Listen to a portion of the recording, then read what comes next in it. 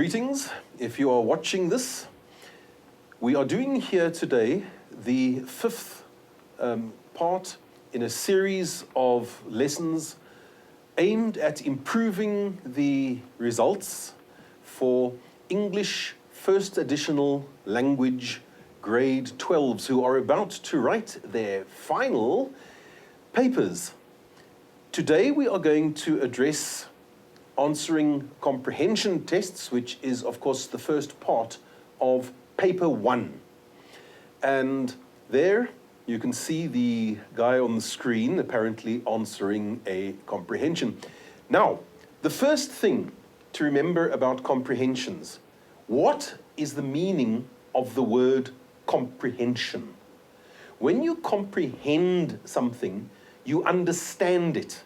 And this is what a comprehension test is all about. It concerns understanding. There are many aspects here. We are starting off, obviously, with a text-based comprehension, but later on in the paper, we're going to find a visually based comprehension on something that is not a purely written text. And further still, we find two responses to visual literacy, also, a lot of which is comprehension-based. They are testing your understanding. So it's understanding of either a text or something that you see. And of course, it's mixed in with language components and everything like that. That's obvious. So, let us start by looking at some very simple, fairly obvious rules to follow when answering a comprehension test. Let's take a look here. These are tips based on my own experience and that of other markers and that of the internal moderator in the national papers that get marked either at the end of the year, after the November session, or sometimes in the middle of the year. Some exams are written in June, and then, of course, they get marked in July.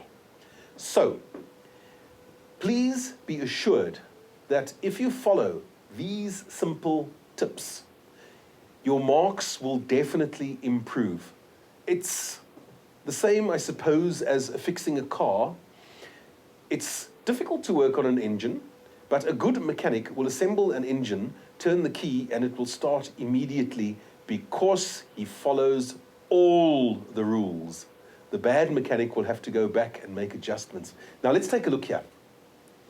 Here is my first tip. Always read the instructions.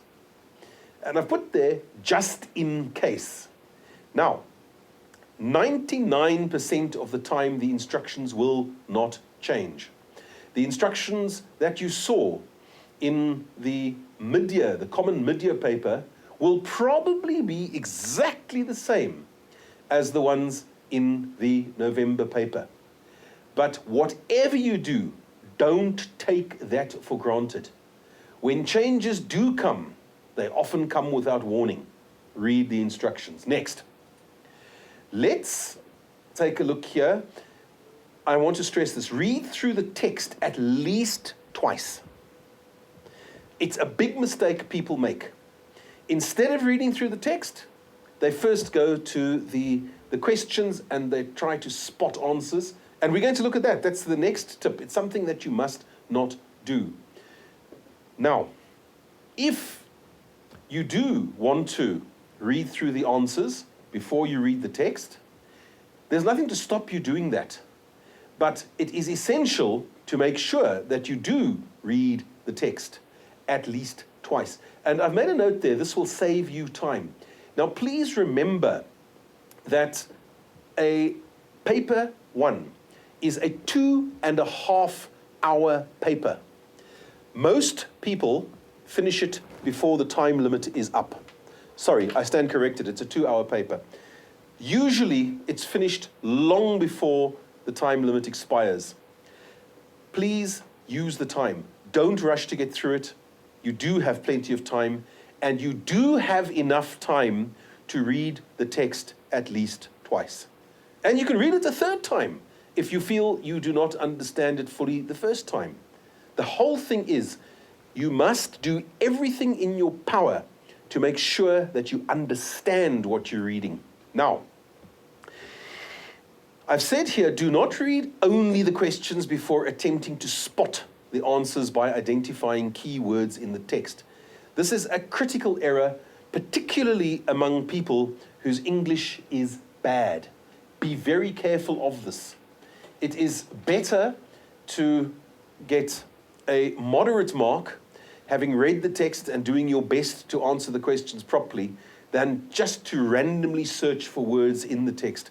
It will lead to a disastrous result. As I said earlier, there's nothing to stop you if you want to. There's nothing to stop you reading the questions beforehand. I think it's silly, but some people like to do it that way. But whatever you do, make sure you read through the text. It's the same as literature. You've got to read the literature, not just the study guide. Now, here we come on to looking at the questions. When you do look at the questions, read them carefully. And I've put there, taking note of the instructions. Now here, I've given you an example. Refer to paragraph 2. If, and this did happen last year, if there is a perfectly logical answer to the question to be found in paragraph 6, and you use that answer, it's incorrect. It specifically says, get your answer out of paragraph 2. So, be careful of that. Make sure that you are indeed looking at the correct paragraph to find the answer to that specific question. And any other instructions that come before the questions, please take note of them. Now, identify instruction words in the question by underlining or highlighting them. Nobody's going to be interested in if you've marked your question paper or not.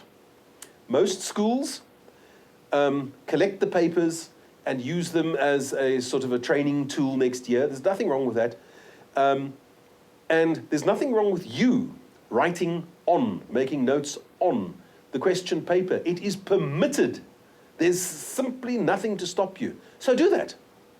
And in order to more carefully analyze your question, underline the key words.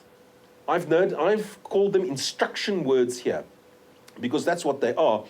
And a little bit later in this presentation, we're going to be looking at some common instruction words and some more advanced ones. So don't just think, but it's easy if they ask why or how. Yes, it might be, but some of the words are not that easy. So you have to know exactly what is expected of you according to which instruction word is used.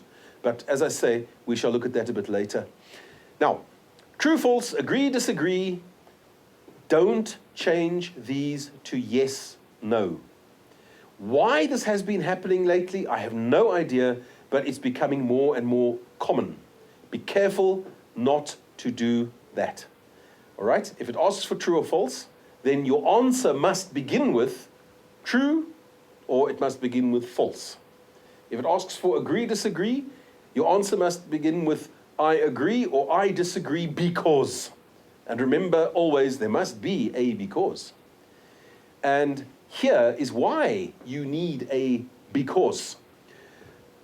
When you have any one of these questions where you are asked true or false or agree, disagree, etc., etc., etc., the marks are for the justification and never for the true or false component alone.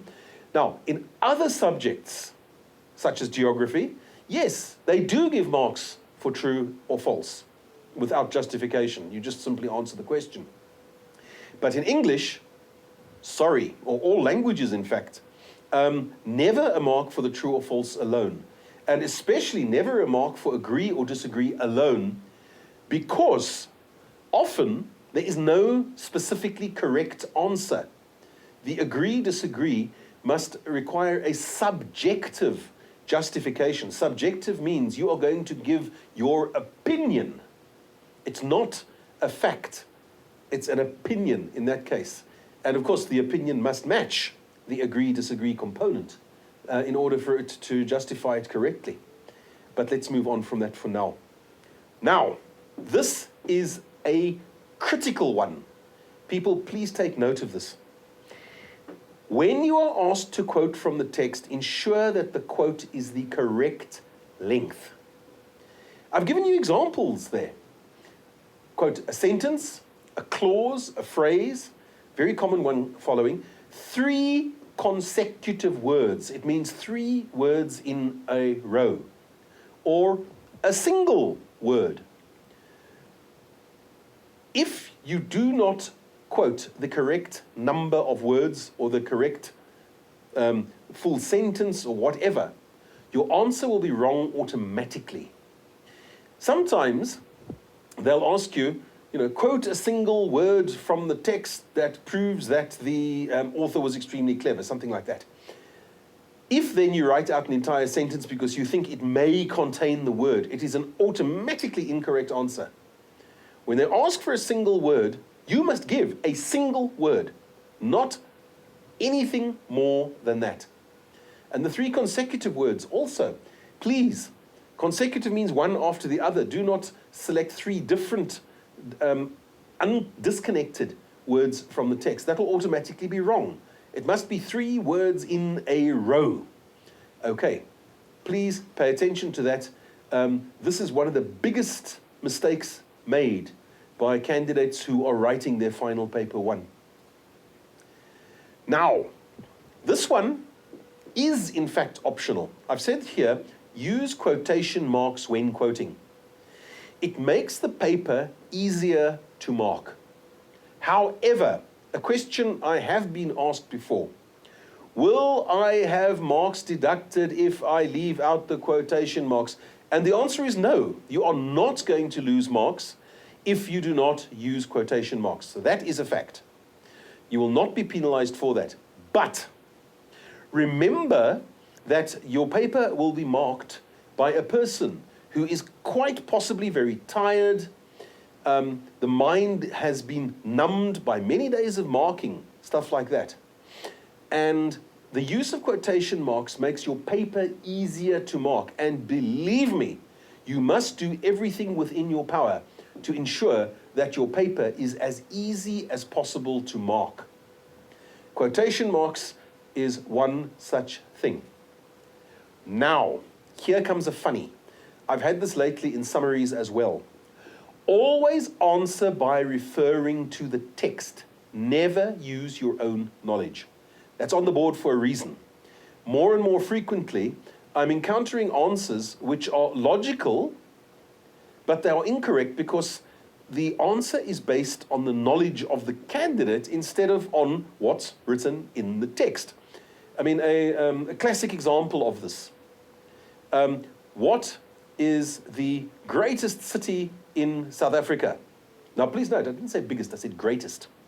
So that makes it open to opinion. Now, if the author of the text says that the greatest city in South Africa is Kimberley, for example, and you then say, no, the greatest city in South Africa has got to be Johannesburg, it's going to be a wrong answer. Historically based answers also turn my hair grey sometimes. Obviously, one of the most famous South Africans to have lived in our time is Nelson Mandela. And a question such as, what was Nelson Mandela's greatest achievement, is a definite possibility. Such a question is logical. But we all have our own opinion about what Mandela's greatest achievement was. Okay, some people may say, that he struggled against apartheid. Other people will say that he reconciled a nation. Other people will say, he was the first president of the democratic South Africa. Now, all of those are subjectively, anyway, correct answers. But if the answer is not based on the text, it's going to be wrong automatically. Please be very careful about that. Now, this is not a question that was common until last year, when suddenly it appeared in 3 different papers. If you are asked to suggest a suitable title for the text, ensure that it is relevant and the correct length. Usually, the length specified will be 6 words. If you go above the specified length, sorry, you have blown it. Your answer will be wrong, no matter how relevant it is. Please be very careful about that. And normally it's a 2-mark question. You'll get 1 mark for a partially relevant answer and 2 marks for an answer which shows insight into the text, and for an answer that encapsulates the text in just those few words. But the length, critical. You can be shorter than the specified length, but never longer. Please, please, please be very careful about that one if such a question is asked. Now, as far as possible, avoid copying answers directly from the text unless a quote is required, of course. Now, I'm being very careful here when I say as far as possible. For some people, it's not possible. They have to copy from the text because their skills in writing in their own words are not developed sufficiently. Are you going to be penalized for copying directly from the text? Yes. But it is better to get a reduced mark than to get no mark because you tried to put it in your own words and you failed miserably. If you have to copy, if you have absolutely no choice but to copy, do so. Because you may wind up with at least a partial mark rather than no mark at all. Okay? Obviously, when a quote is required, you must copy. It's expected of you, but please don't forget the quotation marks. It makes it easier for the marker to assess your work. Now, numbering. Numbering. This has become such a problem lately when we've got these complicated numbering systems with no less than 3 numbers and sometimes going up to 4 numbers and then an A or a B afterwards. It can get very complicated indeed. And here is a warning. If your number, if you've accidentally written, for example, 1.4.1.2b, and you meant to write 1.4.2.4b, it's going to be wrong.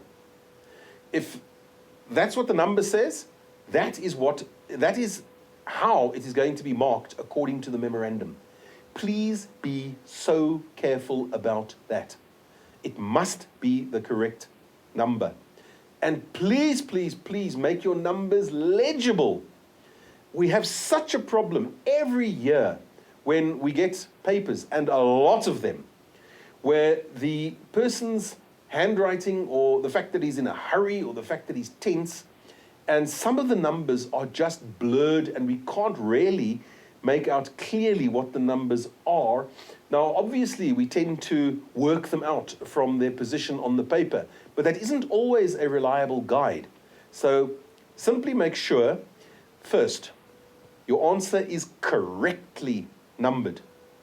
And second, it's a clear, legible writing of numbers that you have used. I say, please note, clear and legible. That applies to your handwriting. If you do not have a neat handwriting, that's not a crisis. What is a crisis if you do not have a legible handwriting? Legible means we can read it. It doesn't have to be tidy, although tidy is better. But if it's illegible, then we have a problem, because then many of your answers, even if they are correct, cannot be seen to be thus. So please, handwriting.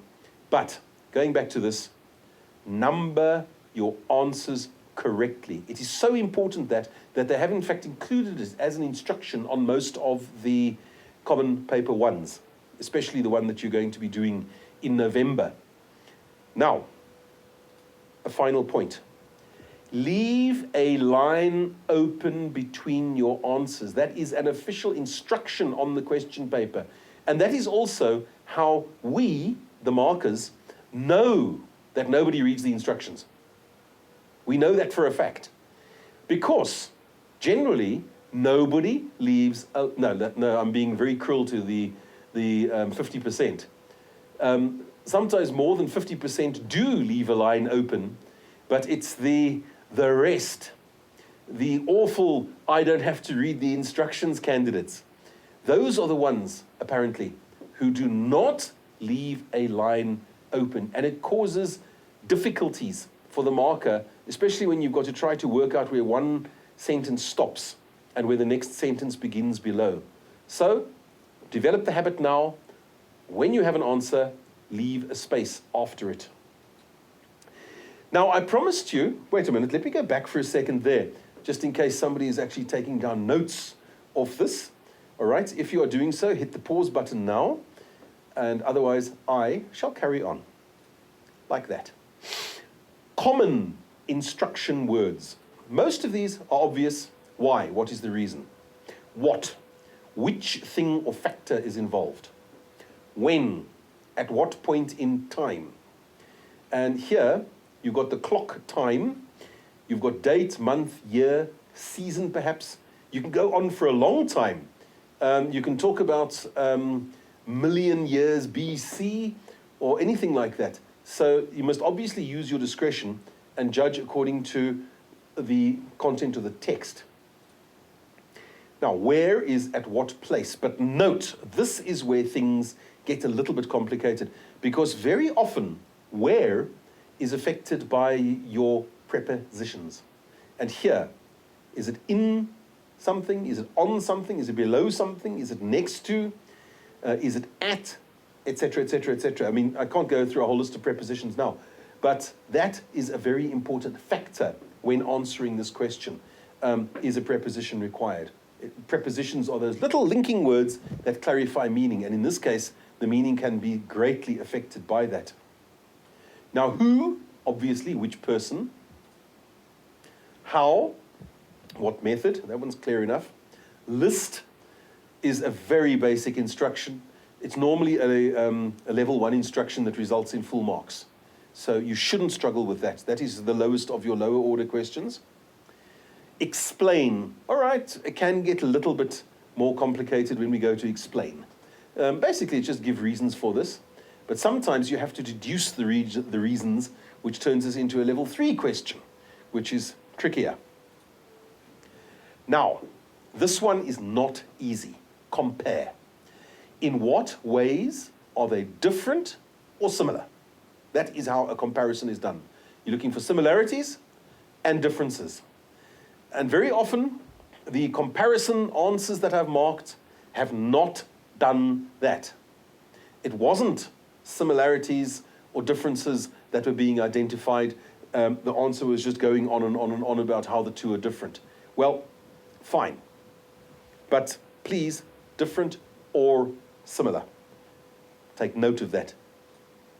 Now, identify is a very easy one. It's pick out person or thing or animal maybe. Now, here's the one, justify or substantiate. Nowadays, I notice the word justify is no longer fashionable, and you have to substantiate.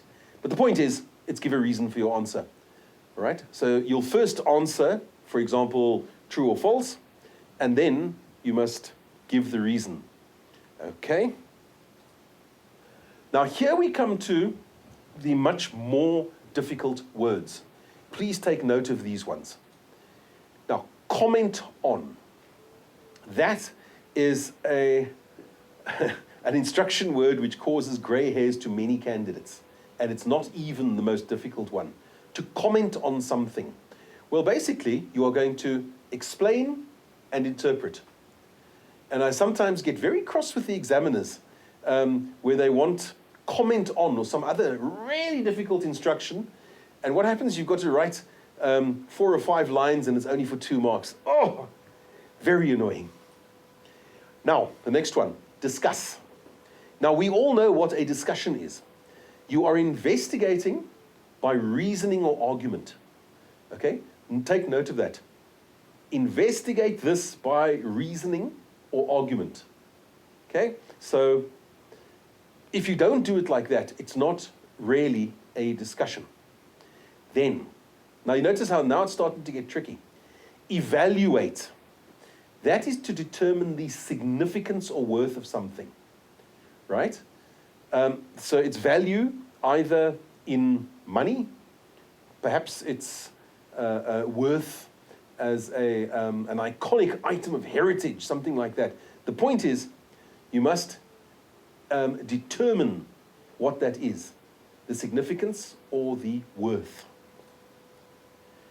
Predict. Foretell on the basis of observation or reason. This one, not until recently did it ever appear in a first additional language paper, but now it has appeared. Now we can expect to see some of these things. There's only one of these advanced words which I hope will never be used in FAL, and that is critically. When you critically discuss, it is absolutely brain frying. It is tricky, it is difficult. And you have to, investigate this by reasoning or argument, and do by considering the merits and demerits and judge accordingly. Ow, ow, ow. To the best of my knowledge, you should not face this in first additional language. And for your sakes, I really hope that I am correct. There we are. We've done well so far. The next thing I want to do is to, sorry, I better just go back there and make sure that we still have this online in case we need to examine anything. But then I want to go to our question paper. Let's take a look at this. Sorry, this is a PDF copy that was scanned onto a computer. So you'll notice it's slightly skew. Let's take a look at this. Here's our cover page. Now, this is the one from November 2015. Right. Still the same format used. Marks, 80. There you see it. Time, 2 hours. That is a lot of time. So you never have to panic about your time allocation. You have enough. Almost everybody who writes these papers, as I say, they will get up and leave early if they are in schools that permit that. Other schools just say nobody leaves before the exam time is finished, which is very hard on the candidates to write fast. Some people do write quickly. And they want to get up and go, and they don't want to sit there and twiddle their thumbs for an hour and a quarter. But sometimes that happens, where they finish perfectly competently, but if the school rule says you sit the whole exam, then you're not allowed to leave. Sorry. But the point I'm saying here, you've got 2 hours, it's lots of time used. Good. And the first thing, the question paper consists of 14 pages. Does that matter? Usually nobody counts the pages, but we have had problems in the past with omitted pages that have to be sent through while the exam is in progress, and we have to quickly copy them at the phone. That does happen on occasions. Sorry, copy them at the school, I should have said. Right, now, because it is so unusual for anybody to read the instructions and information, let's take a look at this page before looking at the comprehension. And what does it say here? Section A, comprehension. Section B, summary. Section C, language. Well, it's language and visual literacy. Okay. Then the first thing, answer all the questions, right? Read all the instructions carefully. When they say all the instructions, it's not just these ones, it's the instructions above every specific question. When we get onto the visual literacy component, which we're going to do, I think, number 8 in this course, you'll see that above or below things such as comic strips, you very often got an explanation of which person is whom. And you have to have that because you may not be familiar with that specific comic strip. So you'll be disadvantaged if they don't give you that information. And it is depressing to see how many people don't read the information. but we'll look at that in detail a bit later. Good. Now, start each section on a new page. There are 3 sections. Okay, as we saw, there we are, here they are at the top. Once you're finished with your comprehension, stop. Rule off if you want to. It's best if you do rule off. And start your summary on a clean page by itself. We've said this before, you have 24 pages available in your answer book. Please do not think that you have to save space by condensing everything into 3 pages. That's silly. Also, it makes it horrendously difficult for the poor marker to work out where one thing starts and another thing stops. Start each section on a new page, and here we go. Here is the telltale instruction by which we know that nobody ever reads it. Leave a line between answers. If you don't do that, you do give headaches to the markers. Leave a line open between answers. Whoops, sorry. Number, we go on to the next one. And here you see it's an instruction in the exam. Number the answers correctly according to the numbering system used in this question paper. So there we are. Don't scramble your numbers. Get your numbers correct. It really makes a huge difference. Okay, for 7 multiple choice questions, write only the question number and the letter of the correct answer. What happens, I'm often asked, if I don't write the letter and instead I write the answer? It will be marked correct. The memo does allow for that. However, you're being very foolish because then you are throwing away time. What makes it so difficult to simply write down one single letter? And while we are discussing this, permit me to make a comment about it. I'm going to, give me a second here, I'm going to find our document camera. There it is there. Great, I'm glad it hasn't gone away. Here is a problem which we sometimes face. The 4 answers that you are to write are A, B, C, or D. There are handwritten letters, A, B, C, and D. They are uppercase letters. We do sometimes, however, get something like this. Now, what letter is that? Is that a lowercase b, or is it an uppercase D? And my only response to that is I simply don't know. I can't tell. So it's going to be, and let me get another pen of mine out here, it's going to be marked wrong because we do not know what letter it is. And if we can't verify that your answer is correct, then we can't give it a mark. If it's D, it must be a D such as that one. If it's B, it must be a B such as that one. It can't be that. Oh, just by the way, I've had a funny case which I've encountered on occasions where the student answering will say something like B or D. Well, if the answer is B, it's correct, and the first letter will be marked, but there's no point to writing that. The second one is not marked. It's got to be one or the other. And you can't write both. That merely means you are not sure of your answer. It's a dead giveaway, that. Okay, so avoid doing silly things such as that.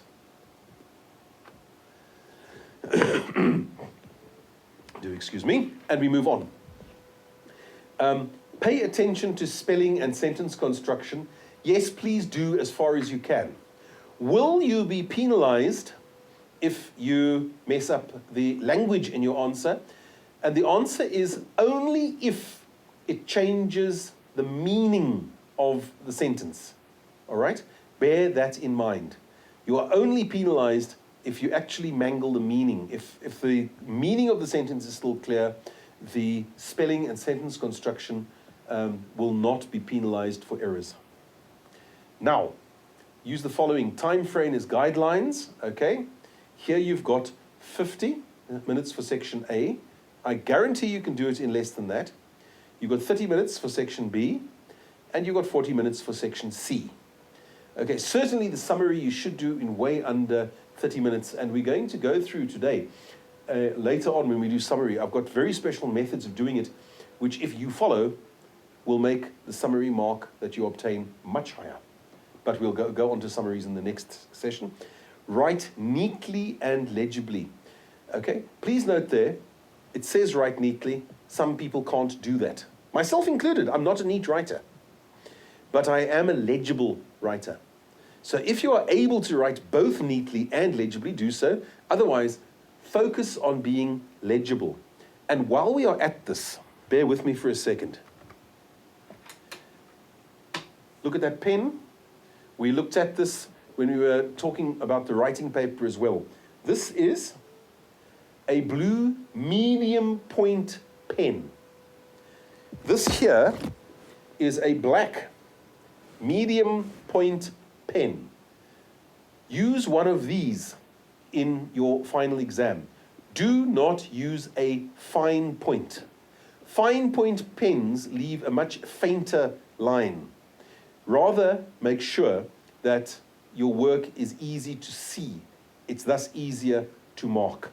Okay? Medium point pens, not fine points, please. Good.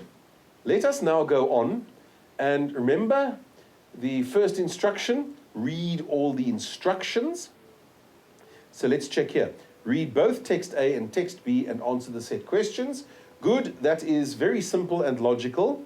And just before we look at the text, I'm going to go on here to the note. Here are some more instructions. It says, answer all the questions in your own words. Now, we've already discussed this. As far as possible, use your own words. For one-word answers, write only the question number and the word. You see that? Not more than one word for a one-word answer, otherwise it's wrong. And then multiple choice questions, write down only the question number and the letter. We've looked at that already. Fine. Okay. So now, do we need to look at the comprehension test? No. We're not going to, excuse me, please. We're not going to write the entire comprehension. We are going to use the questions as examples of questions that you can face, and we are then going to compare them to the responses on the memorandum. It is vital to understand exactly how this paper is going to be marked. So, at this point, bear with me, I'm going to whistle up our first questions. There we are. And let's take a look at these. And then we're going to find what the memorandum says should be the response. So, let's take a look here. The first thing. Please note, 1.1, refer to paragraph 1. Okay? If you get your answer from any other paragraph, it's wrong. Now, why is the following statement false? Now, this type of question is becoming more and more common. Instead of asking you for a true or false, they will ask you this question here. They will say, this statement is false. Justify why it is false, or explain why it is false. The second one. This is actually the second one is a listing question. Give 3 examples of online communication mentioned in this passage. Okay, so you've got to find 3 examples of online communication. That's just list them. And there is your answer, 3. So you know this is going to be an easy question. It should be. Now here, 1.3, explain what is meant by plugged-in lives in paragraph 2. Now please note, we've moved on. Even though this is not a specific instruction above the question there, it is still an instruction saying paragraph 2, answer from paragraph 2. Okay? Now there, we've looked at 3 questions. Before we go on, let's take a look at the memo answers to these questions. And bear with me while I find the memo. There we are. Here is the memo. Let's take a look at the instructions given on the memo to the markers. So first we can see November 2015 memorandum. You will notice that it's approved by a number of people to make sure that it is a fair and valid exam. All right, there we are, stamped in Pretoria by Public Examinations Department. And here we read our instructions to markers. And here is what they are. Candidates are required to answer all the questions. Well, that's fairly obvious. This memorandum has been finalized at a memorandum, etc., etc.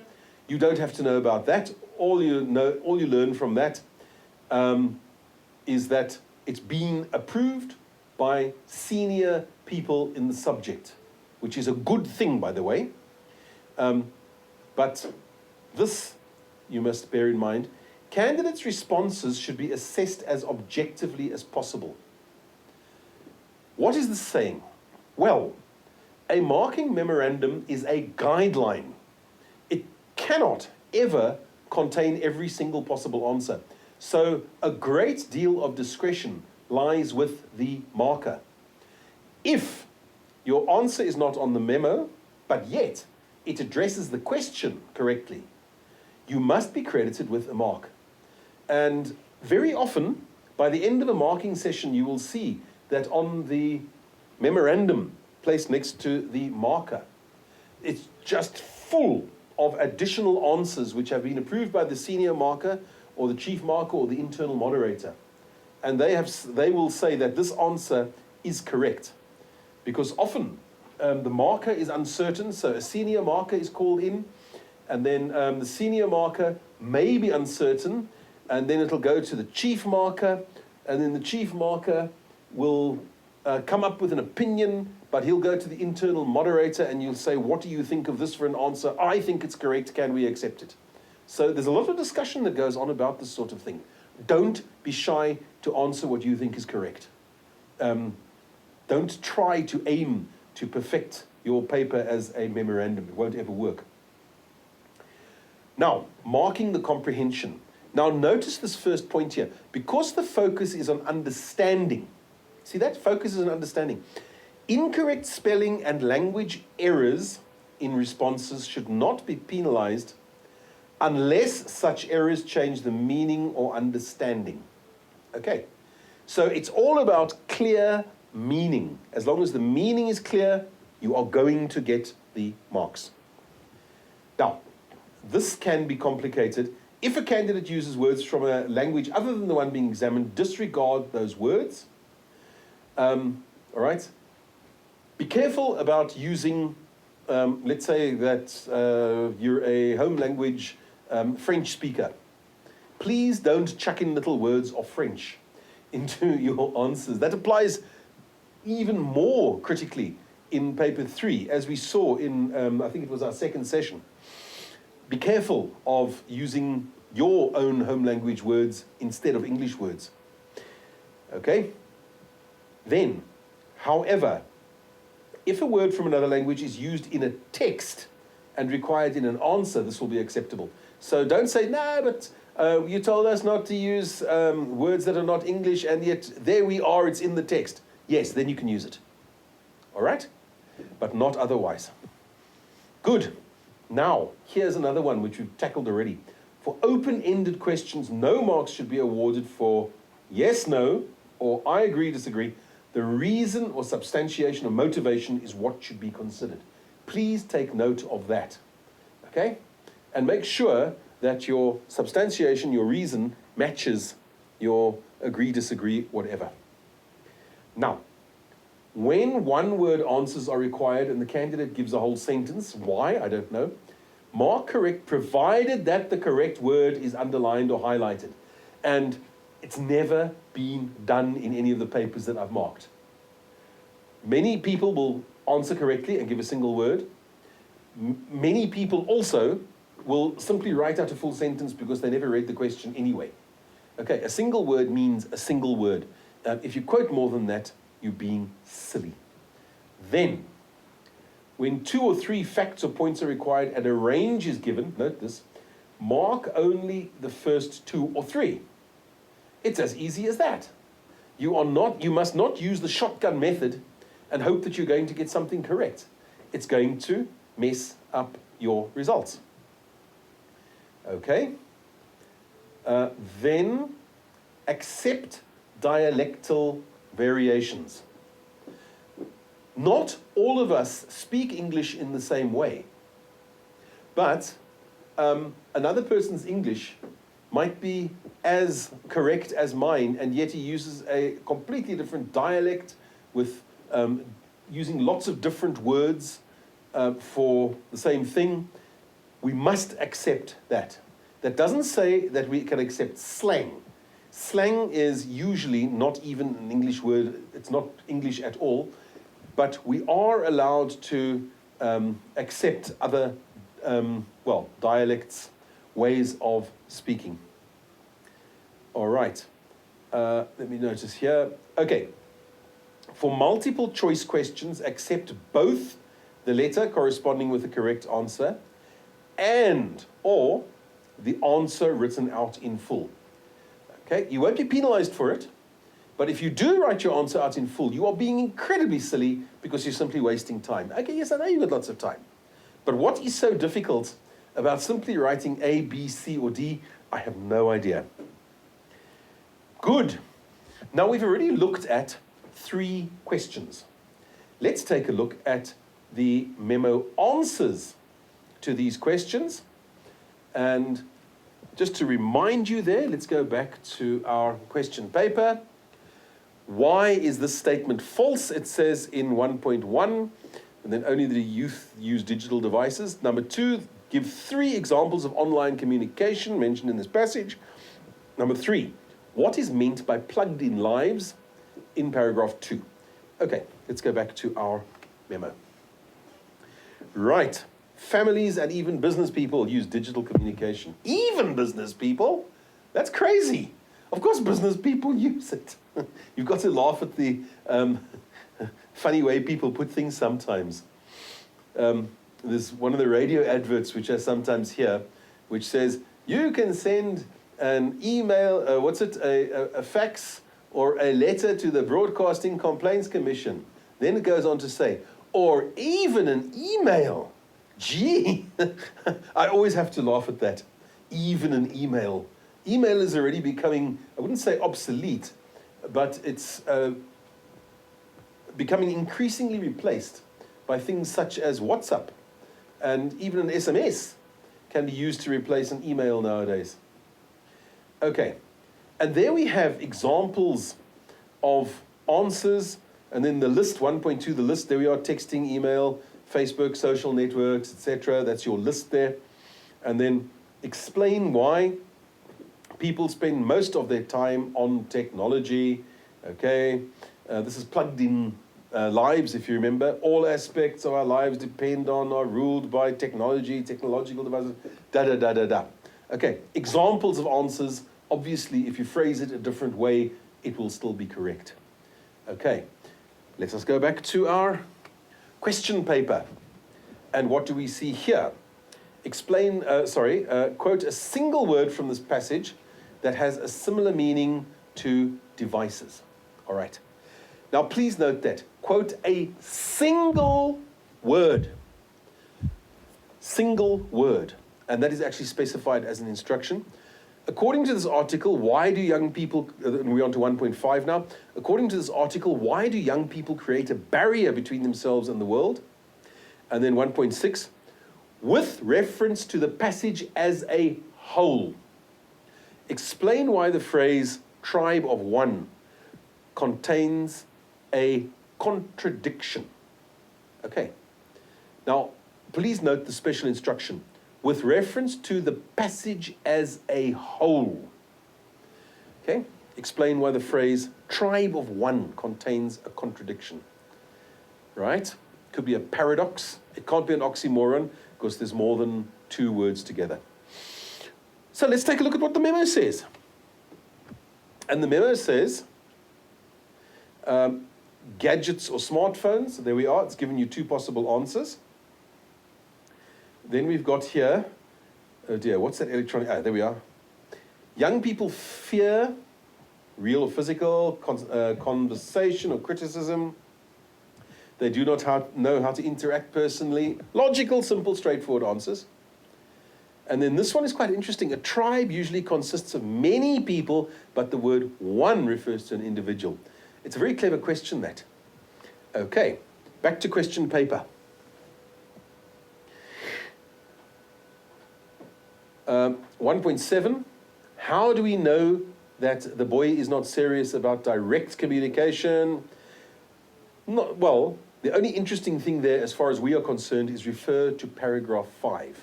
Okay, exact paragraph instruction given. You mustn't take your answer from anywhere else. Then, choose one of the correct answers from the options given below. Which one of the following prevents us from being able to navigate real-world situations? Okay, so you've got to choose. Is it body language? Is it physical contact? Is it online communication? Is it eye contact? Okay? And please, when you answer that, A, B, C, or D. All right, and then let's go back to our question paper and take a look at a few more questions here.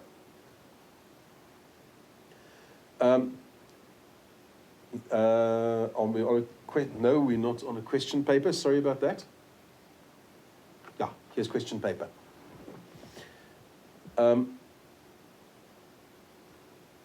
Refer to paragraph 9. What is the difference between sips and gulps? Okay, so you have to identify the difference between these two. And then we have here, why has the writer used the word sips and gulps in this context? You've got to explain about that. Then, state 2 ways in which communication using digital technology is less rewarding than face-to-face communication. We're getting quite complex here. 2 ways in which communication using digital technology is less rewarding than face-to-face communication. Please notice the careful wording there, less rewarding. Okay, in other words, it's not as nice. And then finally, consider the entire passage. There's for the second time. Discuss. There's that word, discuss. Okay, reasoning and argument. Discuss whether you agree with the writer's view of effective communication as it is expressed in paragraph 10. Wow, complex. So many elements to that question. Watch out. First, it says consider the entire passage, and then you have to look at paragraph 10 to identify exactly what is the writer's view of effective communication. Right, so, and that's only for 3 marks.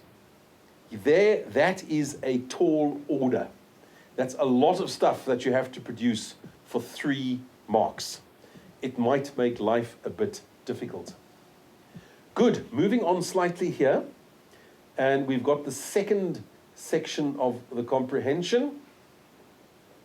And it says there, well, you can see, what does that heart symbol symbolize? We love democracy. You love a deal. Fine. And then it goes on to talk about 10 years since the democracy gold coin was launched in 2004. And it talks about how the value of it is going up, etc., etc., etc. Okay, there's an example of the democracy coin, apparently. All right. Now, here we are getting on to visual literacy. And before we end this session, let's just take a look at exactly what is going on in this advertisement. Okay, you've got a picture of a coin there. Obviously, it's based on the queuing that happened in 1994, and it says 20 years of democracy. All right, you've got this graph going up like that, showing how, on the whole, the value of these gold coins has gone up from, what, about 5,000 apparently, up to about 62,000. That's what that graph is showing you. And It may or may not be true. I doubt it. All right. And then we've got the 10 years of democracy gold coin was launched in 2004 at an issue price of 4,400 rands. Since then, tens of thousands of these coins have been traded, creating tens of thousands of new collectors. In 2014, a nearly minted 20 years of democracy gold coin was introduced. Okay, there it is. There's your 20 years of democracy gold coin. All right, so we go down to our question, and what does it say? What did a 10 years of democracy gold coin cost when it was first issued? 1994. Okay, sorry, 2014. 10 years of democracy. Okay, gold coin, 2004, cost 4,400 rands. That's absolutely straightforward. You can try to read it off the graph, but it won't be as accurate. Rather, use the text. Okay, now, why did the writer choose to use the drawing of a heart instead of the word love? Now, that one is a little bit subjective as far as I'm concerned, but I think that whoever the writer was trying to show that this is slightly romantic or something like that. But we're going to check the memo answer now. Okay. 1.14. How would the graph persuade a person to buy the new 20 years of democracy gold coin? Very well, fairly obviously, it's showing how the value has increased from 4,000 and something right up to probably about 62,000. Right? And then, how does the picture of the coin reflect an important event in the history of South Africa? Well, let's take a look at the coin. What's on that coin? It's people queuing to vote, and you can see somebody dropping a paper into a ballot box. All right? Well, there's your answer. It's showing how the queues of people stood from here to the end of the block in 1994 when people voted for the first time. Okay, that important event is the first democratic election in 1994. People, I hope that this lesson has been of benefit to you. In this session, of course, we were looking at answering comprehension tests. And that's how to do it. If, remember, you follow all the tips and pieces of advice, you will certainly improve your marks. I am not guaranteeing full marks, although that is a definite possibility, but you will certainly produce a better result if you have followed this carefully. Thank you for watching. Hope to see you again shortly.